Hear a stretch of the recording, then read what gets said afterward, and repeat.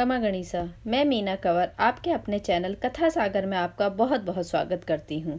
जैसा कि आप सबको पता है कि हम अभी कार्तिक का महीना चल रहा है, तो हम अभी कर रहे हैं कार्तिक मास की व्रत कथाएं, जिसके 3 अध्याय समाप्त हो चुके हैं और आज हम करेंगे अध्याय 4। नारद जी ने कहा, ऐसा कहकर भगवान विष्णु मछली का रूप धारण करके आकाश से जल में गिरे। उस समय विंध्याचल पर्वत पर तप कर रहे महर्षि कश्यप अपनी अंजलि में जल लेकर खड़े थे।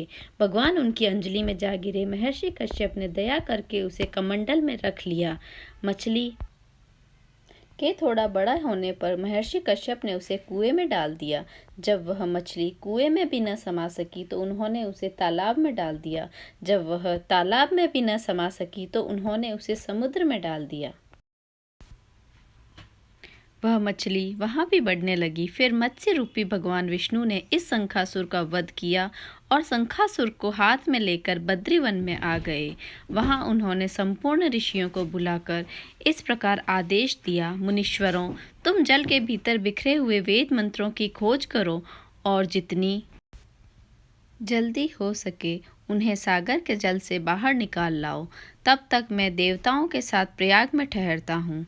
तब उन तपोबल संपन्न महर्षियों ने यज्ञ और बीजों सहित संपूर्ण वेद मंत्रों का उद्धार किया। उनमें से जितने मंत्र जिस ऋषि ने उपलब्ध किए, वही उन बीज मंत्रों को उस दिन से ऋषि माने जाने लगा। तदंतर एकत्र होकर प्रयाग में गए।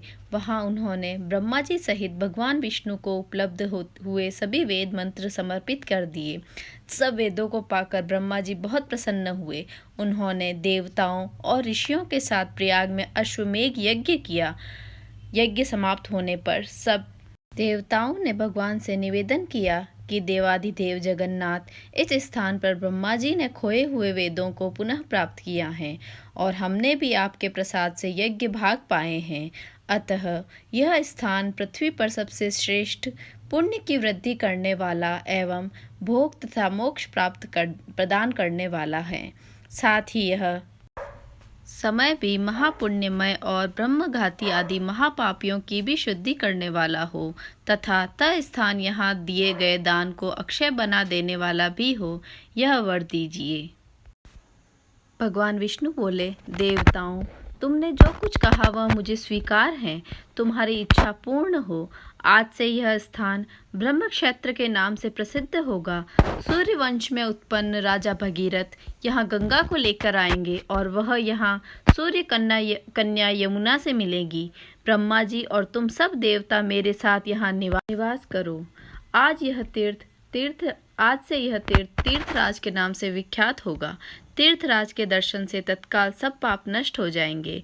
जब सूर्य मकर राशि में स्थित होंगे, उस समय यहाँ स्नान करने वाले मनुष्यों के सब पापों का यह तीर्थ नाश करेगा। यह काल भी मनुष्यों के लिए सदा महान पुण्य फल देने वाला होगा।